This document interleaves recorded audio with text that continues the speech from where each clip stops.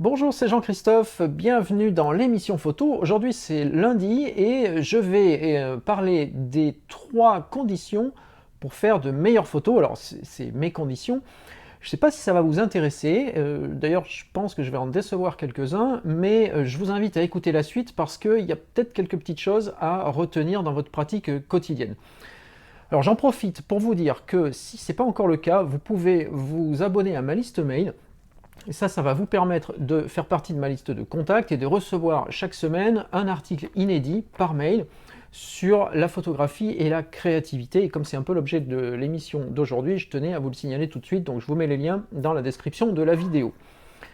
Alors, je disais en introduction, bon, pourquoi, je ne sais pas si ça va vous plaire aujourd'hui, et sincèrement, je pense que je vais en décevoir pas mal, parce que vous attendez beaucoup dans cette émission, si je regarde un peu les retours que j'ai, d'astuces, de conseils sur le choix du matériel, sur le réglage, sur la prise de vue. Alors aujourd'hui, et peut-être même dans les jours qui viennent, je ne vais pas parler beaucoup de ça, simplement parce que je pense que la technique, le matériel, tout ça, ça a ses limites. Alors j'en parlais dans des épisodes précédents, mais aujourd'hui je voudrais un petit peu marquer le coup et puis aborder des sujets différemment. Alors vous voyez, tiens, je vais prendre un exemple tout bête, mais vous voyez ça?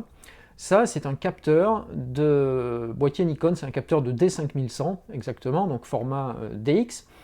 Et si vous vous intéressez à ça, si vous cherchez à savoir combien il y a de millions de pixels, pourquoi ici il y a un connecteur et puis un autre ici, comment ça fonctionne et ainsi de suite, eh bien c'est pas ça qui va vous aider à faire des meilleures photos. Donc ça, on le balance. Juste pour l'info, c'est le fruit d'une dissection qui s'est un peu mal terminée, mais l'appareil était foutu, donc on va pas pleurer pour lui.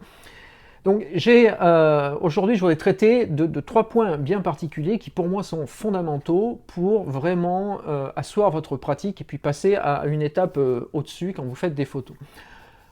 Le premier point, c'est la curiosité. Alors en photo, il faut vraiment être curieux, c'est vrai dans tous les arts, dans tout ce qui est artistique et les arts appliqués, mais en photographie particulièrement. Donc franchement, passez du temps à vous renseigner sur la photographie en tant qu'image et pas uniquement sur la photographie en tant que matériel et fiche technique. Prenez des notes. Vous voyez, moi par exemple, j'utilise un carnet comme ça. Alors ça, c'est mon carnet de travail, c'est un Moleskine pour la petite histoire, mais parce que voilà, bon, c'est mon petit penchant à moi. Et vous voyez que je prends beaucoup de notes. Ça c'est ce que j'ai pris depuis, c'est pas le début de l'année, ça doit dater de voyez, février. Donc tout ça sont des notes manuscrites que je prends en lisant, en écoutant, en regardant, et ça me permet de me nourrir, après de nourrir ma pratique, pour enrichir un petit peu ce que je fais, trouver des exemples. Alors je vais vous sortir quelques citations d'ailleurs tout à l'heure. Donc vraiment la curiosité c'est fondamental pour voir les choses autrement.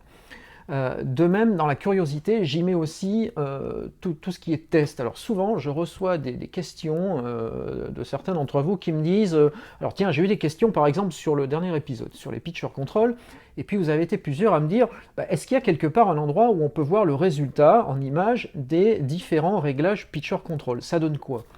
Alors oui, il y en a, vous cherchez sur le site Nikon, ou sur Google, vous cherchez exemple picture control Nikon, vous allez trouver.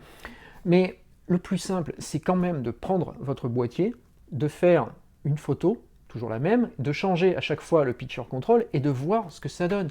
Ayez cette curiosité-là. Quand vous me dites, est-ce que je peux utiliser ceci ou cela sur le boîtier? Testez-le, vous n'allez jamais rien abîmer sur un boîtier, c'est très rare d'abîmer son boîtier. Donc testez, ayez cette curiosité et regardez ce que ça donne en image. Et puis, allez voir également. Alors justement, j'ai noté récemment une citation de Robert Mapplethorpe, qui est un photographe que je vous invite à découvrir si vous ne le connaissez pas, qui dit « Plus vous regarderez de photographie, plus vous serez un bon photographe ». Et je crois qu'il y a bigrement raison, c'est que si vous regardez jamais les photos, que vous vous contentez juste de faire les vôtres et puis de les enfermer au fin fond d'un disque dur, vous n'allez pas progresser. Donc vraiment, ayez cette curiosité-là. Le deuxième point, après la curiosité, pour moi, c'est la simplicité. Alors, simplicité parce que, je ne sais pas si vous vivez les choses comme moi, mais je trouve qu'aujourd'hui, on est dans un monde qui est très complexe, en fait. Tout est devenu très complexe. Il y a des interactions dans tous les sens, il y a des matériels dans tous les sens, il y a des technologies dans tous les sens, et on ne sait plus trop à quoi se fier, qu'est-ce qu'il faut choisir, qu'est-ce qu'il faut utiliser, pourquoi, comment. Et là aussi, je reçois énormément de questions sur Alors le choix de matériel, j'en parle pas, les logiciels, c'est infernal aussi. Et je crois que quand on a dit tout ça, moi ma réaction face à tout ça, c'est à la fois, alors j'ai deux réactions en fait. J'ai une réaction qui est ma curiosité technique et technologique naturelle, parce que c'est mon parcours de m'intéresser pour savoir comment ça fonctionne. Mais j'ai aussi une autre réaction qui d'ailleurs prend de plus en plus le pas, c'est de dire faisons simple. Je suis quelqu'un qui aime bien les choses simples. Ça paraît peut-être pas évident comme ça, mais en fait j'aime bien les choses simples. Et je crois qu'en photographie, eh bien, on doit faire pareil. Pour moi, il n'y a plus aucun intérêt aujourd'hui à dire est-ce qu'il faut partir avec un sac, 50 objectifs, 3 appareils, des cartes, des accessoires, des machins, des trucs. Faites simple. Je viens de faire des photos ce week-end. Il y a un festival de culture urbaine dans ma ville actuellement, donc je fais pas mal de photos actuellement. Et je suis parti samedi soir sur photographier une battle graphique. Alors, je ne vais pas vous faire tout le détail ici. Une battle graphique, j'avais aucune idée de ce que ça pouvait être. Donc déjà, curiosité, je me suis renseigné sur c'est quoi ce truc-là, battle graphique. Et puis, simplicité, je suis parti avec un objectif, un boîtier et rien d'autre. Parce que je ne savais pas trop à quoi j'allais m'attendre. Donc quand vous arrivez dans ce type de situation, si vous arrivez avec un plein sac de matériel, avec des objectifs dans tous les sens, des pieds, des flashs, je ne sais pas quel accessoire, vous allez passer à côté du sujet parce que vous allez toujours en train de vous dire tiens, il faudrait que je mette ça, que je mette ça, que je mette ça, et vous ne regardez pas ce qui se passe. Et moi en fait, ce que j'ai fait, c'est que j'ai pris le contre-pied et j'ai dit bon, on évacue tout ça, je ne sais pas trop sur quoi je vais tomber, combien de temps ça va durer, qui est-ce que je vais voir. Donc je pars avec un équipement hyper simple et je vais me concentrer sur ce qu'il y a à voir et qu'est-ce que ça me fait ressentir et comment est-ce que je peux le photographier. Et je fais quelques photos que je trouve sympas d'ailleurs. Et il faudrait que peut-être que je vous les passe. Faut que je vois comment est-ce que je peux faire ça dans les montages vidéo. J'essaye de faire des montages simples, là aussi, vous voyez, je suis toujours dans la simplicité. Et donc plus je rajoute de choses dans la vidéo, plus c'est long à monter en fait, et je vais pas tenir le rythme. Mais voilà, il faut que je trouve le bon équilibre. Ensuite, donc troisième point, c'est la régularité. Alors, si vous êtes curieux et que vous faites des choses simples, eh bien la dernière bonne pratique à avoir, c'est d'être régulier.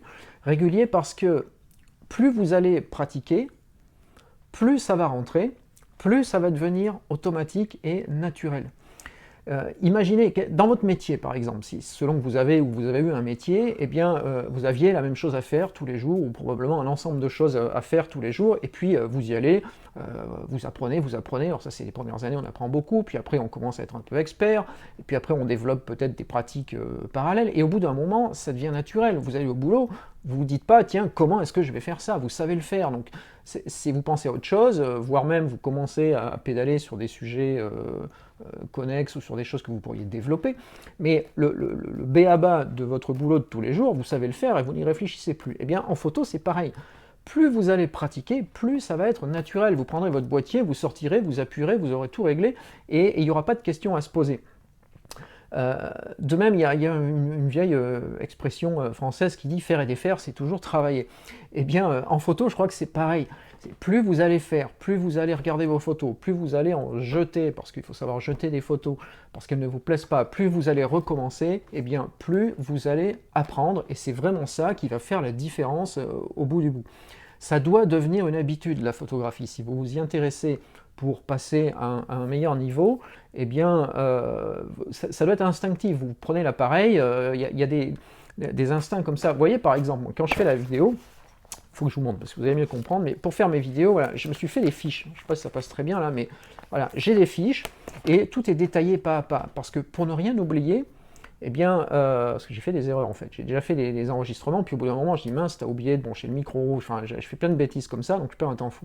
Donc, du coup, j'ai tout séquencé, j'ai tout détaillé pas à pas. Alors en photo, vous n'allez pas partir avec votre cahier, mais à la limite, une petite fiche qui vous permet au début de dire tiens, est-ce que j'ai rien oublié? Alors j'ai bien mis la batterie dans l'appareil, parce que ça arrive, j'ai mis la carte mémoire, j'ai formaté la carte, j'ai cherché la batterie, ces petits trucs-là, et au bout de quelques temps, vous allez voir que vous n'aurez même plus besoin de la fiche, parce que ça va être instinctif. Quand je pars, je sais que mon appareil doit être chargé, et qu'il doit y avoir une carte dedans, que ce qui est sur la carte, ça a été sauvegardé avant, que j'ai formaté ma carte, voilà, donc ça devient naturel, et après, vous ne pensez plus qu'à la pratique photo. Donc ça, c'est vraiment hyper important. Donc je reprends, les 3 points, c'est 1, curiosité, 2, simplicité, et 3, régularité. C'est les 3 T de la photographie pour vraiment passer un cap. Alors, je voulais vous montrer un bouquin sur lequel je travaille beaucoup actuellement. Je vous en ai parlé dans les jours précédents. Si vous avez vu les réseaux sociaux sur Facebook, Instagram, j'en ai parlé pas mal aussi. Alors, c'est celui-ci, c'est 50 pistes créatives de Michael Freeman. C'est le dernier Freeman. Peut-être que vous allez dire, bon, il fait un peu sa pub pour ce bouquin-là. En fait, je suis en train de passer un temps fou sur ce livre, comme j'ai jamais fait pour un autre. Alors, c'est pas que je passe pas assez de temps sur les autres, c'est juste que celui-ci, il a un intérêt pour moi bien particulier, parce que Freeman, qui est un auteur que j'aime bien pour tout ce qu'il fait, un peu dans la veine des Duchemin, par exemple, ou des gens comme ça, eh bien, là, il se pose des questions, et il nous pose des questions, et j'ai presque envie de dire qu'il n'apporte pas les réponses, ce qui peut paraître un peu dérangeant, qu'on dit, oh là, un bouquin avec des conseils, il n'y a pas les réponses, c'est gênant. En fait, ce qu'il vous apporte, c'est une façon de réfléchir sur votre pratique. Il va vous donner des idées, des pistes, hein, et en disant, ben voilà, tiens, je vais prendre tel exemple, alors si je prends, tiens, on va prendre le 2, alors ça s'appelle, ça passe bien ou pas la vidéo, voilà, étudier votre art. Alors ça, c'est la deuxième fiche, deuxième piste créative. C'est d'ailleurs de là que j'ai tiré la citation de Mapplethorpe. Étudier votre art, il va vous expliquer pourquoi il est important de vous former, de vous informer sur la photo via les livres, via les expos, via tout ça. Donc j'en ai d'ailleurs beaucoup parlé cet été dans la série estivale que vous recevez par mail. Et quand vous avez fini cette fiche-là, alors il y a plusieurs pages, hein, il y a une, deux, trois, il y a 4 pages à chaque fois, vous n'avez pas une liste de points à appliquer parce qu'il ne va pas vous dire achetez tel livre, allez voir tel expo, ça n'aurait pas de sens. Par contre, vous allez sortir de cette lecture-là en vous disant tiens, qu'est-ce que je pourrais faire moi dans mon quotidien pour aller dans ce sens. Et vous voyez que toujours pareil, moi, avec mon Moleskine, j'ai pris beaucoup de notes là-dessus en me disant tiens, ce truc-là, cette idée-là, si je me l'appliquais à moi, qu'est-ce que ça pourrait donner? Bah, tiens, il y a une expo actuellement que je pourrais aller voir, ou bien tiens, il y a tel bouquin que j'ai acheté il y a longtemps que je pourrais peut-être revoir, ou qu'il faudrait que j'achète parce que il y a peut-être des choses à tirer là-dedans. Donc vraiment, je crois que ce livre, je vais faire la revue d'ailleurs prochainement, mais c'est vraiment le bouquin qui va vous permettre de réfléchir à ce que je vous ai dit juste avant. Ça recoupe pas mal d'ailleurs les 3 points, curiosité, simplicité, régularité, pour vous apporter des pistes de réflexion.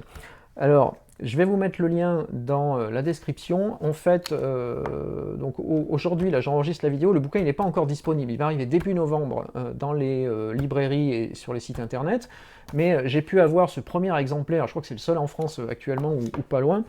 Et donc, franchement, il est déjà en précommande. Vous pouvez le précommander chez votre libraire ou sur Amazon. Je vais vous mettre le lien.